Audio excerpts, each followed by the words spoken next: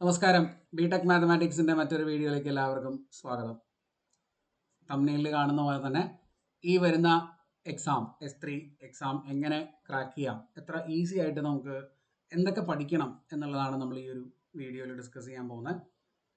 നിങ്ങൾ എന്തൊക്കെ പഠിച്ചു കഴിഞ്ഞാൽ നിങ്ങൾക്ക് നല്ല മാർക്ക് സ്കോർ ചെയ്യാൻ പറ്റും എന്നാണ് നമ്മൾ പറയാൻ പോകുന്നത്. അപ്പോൾ എന്ത് ആണ് ഇതിനകത്ത് ഉള്ളത് എന്നുള്ളത് നമുക്ക് ആദ്യം നോക്കാം. സിലബസ് ബേസ് നമുക്ക് ഓരോ മൊഡ്യൂൾ വൈസ് ഇതെന്താണ് പഠിക്കേണ്ടത് എന്നുള്ളത് നോക്കാം. അതിൽ ക്വസ്റ്റ്യൻ പേപ്പറിൽ എത്ര ക്വസ്റ്റ്യൻസ് ഇതുമായിട്ട് കണക്ട് ചെയ്ത് വരുന്നു, ഏതൊക്കെ ടോപ്പിക്കാണ് നിങ്ങൾ മിസ്സാവാതെ പഠിക്കേണ്ടത് എന്നുള്ള കാര്യമാണ് നമ്മൾ പറയാൻ പോകുന്നത്. അപ്പോൾ ഫസ്റ്റ് മൊഡ്യൂളിൽ partial differential equation. Partial differential ഇക്വേഷനിൽ സിലബസിൽ ഈ പറഞ്ഞ കാര്യങ്ങളൊക്കെ ഉണ്ട്. പക്ഷേ ഇതിനകത്ത് നിങ്ങൾ എന്ത് കൃത്യമായിട്ട് പഠിക്കണം എന്നുള്ളത് ഞാൻ ആദ്യമേ പറയാം. Linear equation of first order Lagrange's linear equation, അതായത് solution of partial differential equation Lagrange's method ഉപയോഗിച്ചുകൊണ്ട്, അത് തന്നെ ഗ്രൂപ്പിംഗ് ഉപയോഗിച്ചുകൊണ്ടുള്ള ക്വസ്റ്റ്യൻസും അതുപോലെ തന്നെ മൾട്ടിപ്ലയർ ഉപയോഗിച്ചുകൊണ്ടുള്ള ക്വസ്റ്റ്യൻസും നിങ്ങൾ നിർബന്ധമായിട്ടും പഠിച്ചു പോകണം.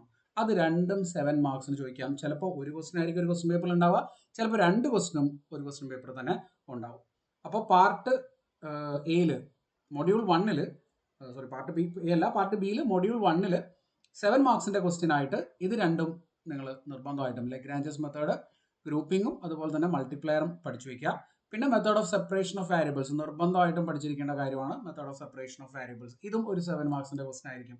ഇനി ഗ്രൂപ്പിങ്ങും മൾട്ടിപ്ലയറും ഓരോ ക്വസ്റ്റ്യൻസ് ആയിട്ട് ഇല്ല, 2 ക്വസ്റ്റ്യനും ഇല്ല, ഒരു ക്വസ്റ്റ്യനേ ഉള്ളൂ എങ്കിൽ പിന്നെ നോൺ ലീനിയറിൻ്റെ ചാർപിറ്റ്സ് മെത്തേഡ് ആയിരിക്കും അതിനകത്ത് വരാൻ സാധ്യതയുള്ളത്. അപ്പോൾ ഈ കാണുന്നതാണ് 1, 2, 3, 4 3 ടോപ്പിക്കിൽ നിന്ന് നിങ്ങൾക്ക് 4 ക്വസ്റ്റ്യൻസ് 7 മാർക്സിൻ്റെ കിട്ടും. വളരെ റയറായിട്ട് മാത്രമേ ഫോർമേഷനിൽ നിന്നും 7 മാർക്സിൻ്റെ ക്വസ്റ്റ്യൻ ചോദിക്കാറുള്ളൂ. അതത്ര കോമൺ ആയിട്ടും വരാറില്ല. ഓക്കെ, അപ്പോൾ ഇതാണ് 7 മാർക്സിൻ്റെ ക്വസ്റ്റ്യൻസ് ആയിട്ട് വരിക. ഇനി ഇതിൽ 3 മാർക്സിൻ്റെ ക്വസ്റ്റ്യനിൽ നിർബന്ധമായിട്ടും നിങ്ങൾ നോക്കേണ്ടതാണ് ഫോർമേഷൻ. അത് തന്നെ elimination by arbitrary constant elimination ഉണ്ട്, അതുപോലെ തന്നെ ആർബിട്രറി ഫംഗ്ഷൻ എലിമിനേഷൻ ഉണ്ട് അല്ലേ. ഫംഗ്ഷൻ എലിമിനേഷനും അതുപോലെ തന്നെ കോൺസ്റ്റന്റ് എലിമിനേഷനും നിങ്ങൾ നോക്കുക, നിർബന്ധമായിട്ട് നോക്കി പോവുക. ഇൻ കേസ് അതിൽ ഏതെങ്കിലും ഒന്ന് മാറ്റിയിട്ട് ചിലപ്പോൾ എന്ത് വരാം, ഇക്വേഷൻ ഡയറക്റ്റ് ഇൻ്റഗ്രേഷൻ വഴി സോൾവ് ചെയ്യാനുള്ള, partial differential equation direct integration വഴി സോൾവ് ചെയ്യാനുള്ള ക്വസ്റ്റ്യനും ചോദിച്ചേക്കാം. അപ്പോൾ ഇത്രയും കാര്യങ്ങൾ നിങ്ങൾ പഠിച്ചിട്ടുണ്ടെങ്കിൽ ഇത് കംപ്ലീറ്റ് സിലബസ് ഇല്ലേ എന്ന് നിങ്ങൾ ചോദിക്കും. പക്ഷെ കംപ്ലീറ്റ് സിലബസ് നോക്കുമ്പോൾ നിങ്ങൾ പഠിച്ചിരിക്കേണ്ട, ഒഴിവാക്കാതെ ഇരിക്കേണ്ട കാര്യങ്ങളാണ് ഞാൻ പറഞ്ഞത്. ഒന്ന് ലെഗ്രാഞ്ചസ് ലീനിയർ ഇക്വേഷൻ, അത് തന്നെ ഗ്രൂപ്പിങ്ങും മൾട്ടിപ്ലയറും സൊല്യൂഷനാണ്. പിന്നെ separation of variables, method of separation of വാരിയബിൾസിൻ്റെ ക്വസ്റ്റ്യൻ. കാരണം ഇത് നിർബന്ധമായിട്ട് നിങ്ങൾ പഠിക്കുക, കാരണം അടുത്ത മൊഡ്യൂളിലും ഇത് തന്നെയാണ് നമുക്ക് പഠിക്കാനുള്ളത്, സെപ്പറേഷൻ ഓഫ് വാരിയബിൾസ് അല്ലേ. പിന്നെ ചാർപിറ്റ്സ് മെത്തേഡ് കുറച്ച് വലുതാണെങ്കിലും അത്യാവശ്യം കുഴപ്പമില്ലാതെ ചെയ്യാൻ പറ്റും, അതും ഒന്ന് നോക്കിക്കോളൂ. പിന്നെ ഫോർമേഷൻ ആണ് 3 മാർക്സിൻ്റെ ക്വസ്റ്റ്യൻ ആയിട്ട് ചോദിക്കുക. ഫോർമേഷനും solution by direct method. Partial differential equation first മൊഡ്യൂളിൻ്റെ കാര്യമാണ് ഞാൻ പറഞ്ഞത്. ഇനി സെക്കൻഡ് മൊഡ്യൂൾ അതിൻ്റെ അപ്ലിക്കേഷൻസ് നോക്കുക. വലിയ കുറേ ടോപ്പിക്കുകൾ നമ്മൾ എഴുതിയിട്ടുണ്ടെങ്കിലും ആകെ നിങ്ങൾ പഠിക്കേണ്ടത് ഇതിൽ 2 ടോപ്പിക്കാണെന്ന് അല്ലേ അറിയാലോ. 1 ഡയമെൻഷണൽ വേവ് ഇക്വേഷനും 1 ഡയമെൻഷണൽ ഹീറ്റ് ഇക്വേഷനും. നിർബന്ധമായിട്ടും ഡെറിവേഷൻ പഠിച്ചു വയ്ക്കുക. 7 മാർക്കിൻ്റെ ചോദ്യമായിട്ട് ഏതെങ്കിലും ഒന്ന് നിർബന്ധമായിട്ടുണ്ടാവും. ഓക്കെ, അപ്പോൾ അത് മിക്കവാറും ക്വസ്റ്റ്യൻ പേപ്പറുകളിൽ ഇപ്പോൾ കാണാറുണ്ട് ഡെറിവേഷൻ, അത് നിർബന്ധമായിട്ട് നോക്കി വെച്ചോളൂ. പിന്നെ അതുപോലെ തന്നെ method of separation of variables അല്ലെങ്കിൽ ഡി-ആലംബർട്ട് സൊല്യൂഷൻ ഉപയോഗിച്ചുകൊണ്ട് വേവ് ഇക്വേഷൻ്റെ ഒരു സൊല്യൂഷൻ, ഒരു ക്വസ്റ്റ്യൻ, ഒരു വേർഡ് പ്രോബ്ലം ഉണ്ടാവും. അതേപോലെ തന്നെ ഹീറ്റ് ഇക്വേഷൻ്റെയും ഒരു വേർഡ് പ്രോബ്ലം ഉണ്ടാവും. അപ്പോൾ ഹീറ്റ് ഇക്വേഷൻ, വേവ് ഇക്വേഷൻ ഓരോ ക്വസ്റ്റ്യൻസ് നിർബന്ധമായിട്ടുണ്ടാവും, ഒരു ഡെറിവേഷനും ഉണ്ടാവും. ഇനി അഡീഷണൽ ആയിട്ട് ഒരു ക്വസ്റ്റ്യൻ ഏതാണെന്ന് വെച്ചാൽ അത് മേ ബി ഉറപ്പ് പറയാൻ പറ്റില്ല, ചിലപ്പോൾ വേവ് ഇക്വേഷൻ തന്നെ ആയിരിക്കും. വേവ് ഇക്വേഷൻ ആണ് കൂടുതലും ഇതിനകത്ത് വരിക. വേവ് ഇക്വേഷൻ വരികയാണെങ്കിൽ D-Alembert solution of wave equation ആയിരിക്കും ചോദ്യങ്ങൾ വരിക. ഓക്കെ, ഇനി നിങ്ങൾ ഇതിനകത്ത് 3 മാർക്കിൻ്റെ ക്വസ്റ്റ്യൻസ് ആയിട്ട് ഡയറക്റ്റ് ആയിട്ട് ചെറിയ ക്വസ്റ്റ്യൻസ്, സ്റ്റഡി സ്റ്റേറ്റ് കണ്ടീഷൻ്റെ, ഹീറ്റ് ഇക്വേഷൻ്റെ സ്റ്റഡി സ്റ്റേറ്റ് കണ്ടീഷനിലെ ക്വസ്റ്റ്യൻസ് ഡയറക്റ്റ് ആയിട്ട് 3 മാർക്കിന് ചോദിക്കാം.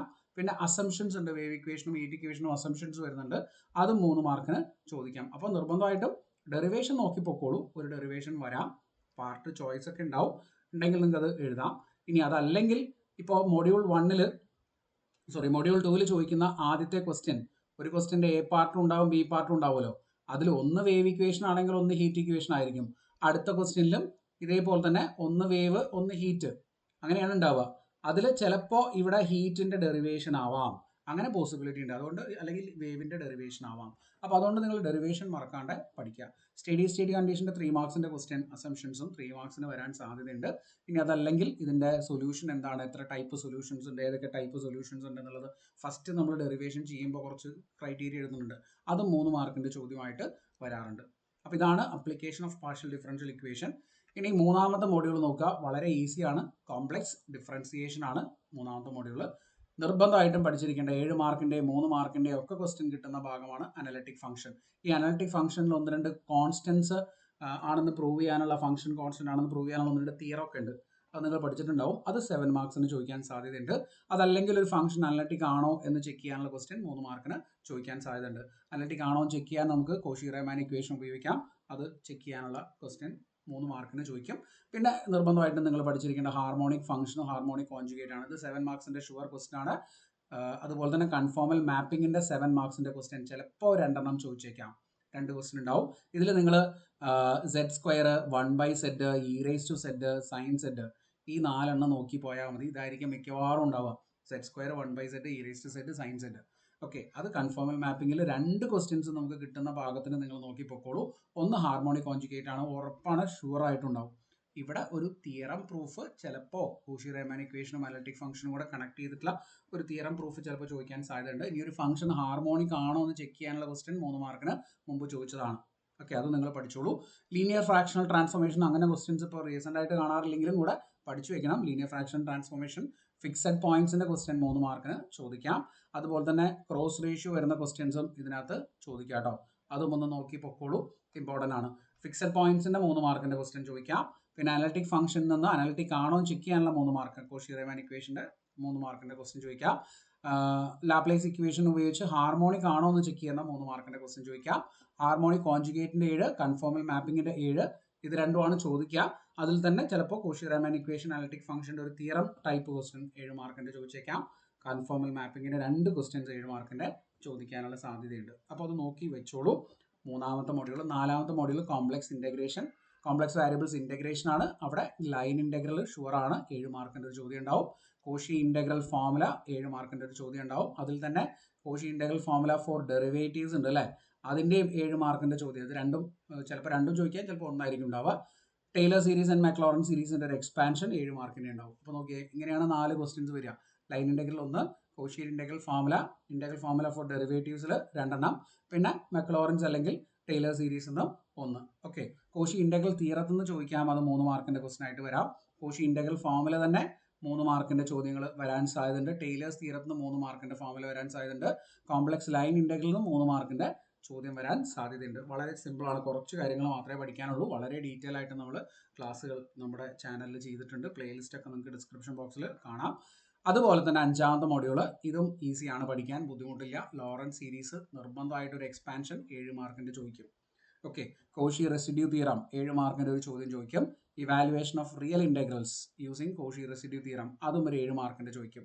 Evaluation of definite integral using Cauchy residue theorem, അതുപോലെ തന്നെ real integrals using Cauchy residue theorem, അതും ചോദിക്കാൻ സാധ്യതയുണ്ട്. പിന്നെ singularity pallor, removable singularity, essential singularity, ഇതൊക്കെ 3 മാർക്കിന്റെ ചോദ്യങ്ങൾ വരാം. ലോറൻസ് സീരീസിന്റെയും 3 മാർക്കിന്റെ ക്വസ്റ്റ്യൻ വരാം.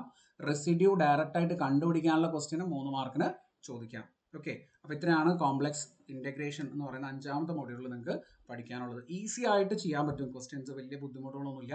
പ്രീവിയസ് ഇയർ ക്വസ്റ്റ്യൻ പേപ്പറിന്റെ വീഡിയോസ് നമ്മുടെ ക്ലാസ് ചാനലിൽ ചെയ്തുകൊണ്ടിരിക്കുന്നു. ഇപ്പോൾ മൊഡ്യൂൾ 4 കംപ്ലീറ്റ് ചെയ്തിട്ടുണ്ട് ഏകദേശം. ഇനി മൊഡ്യൂൾ 5 നമ്മൾ ചെയ്യും. അതുപോലെ തന്നെ മൊഡ്യൂൾ 2 റിക്വസ്റ്റ് കുറച്ച് പേരുണ്ടായിരുന്നു. മൊഡ്യൂൾ 2 കുറച്ച് ക്വസ്റ്റ്യൻസ് നമ്മൾ ചെയ്യും. അപ്പോൾ ഇതുവരെ നമ്മൾ ചെയ്ത എല്ലാ വീഡിയോസും നിങ്ങൾക്ക് ഡിസ്ക്രിപ്ഷൻ ബോക്സിൽ പ്ലേലിസ്റ്റ് ആയിട്ട് കാണാം. നമ്മുടെ വാട്സപ്പ് ഗ്രൂപ്പിലും അതുപോലെ ടെലിഗ്രാം ചാനലിലും വാട്സപ്പ് ചാനലിലൊക്കെ ജോയിൻ ചെയ്യാനുള്ള ലിങ്കും ഡിസ്ക്രിപ്ഷൻ ബോക്സിലുണ്ട്. ചാനൽ കാണുന്ന ആളുകൾ സബ്സ്ക്രൈബ് ചെയ്യാതെ കാണരുത്, പ്ലീസ് സബ്സ്ക്രൈബ് ചെയ്യുക എല്ലാവരും. കുറേ പേര് സബ്സ്ക്രൈബ് ചെയ്തു, ഒരു 70% ആൾക്കാരും 75% ആൾക്കാരും സബ്സ്ക്രൈബ് ചെയ്യാതെയാണ് കാണുന്നത്.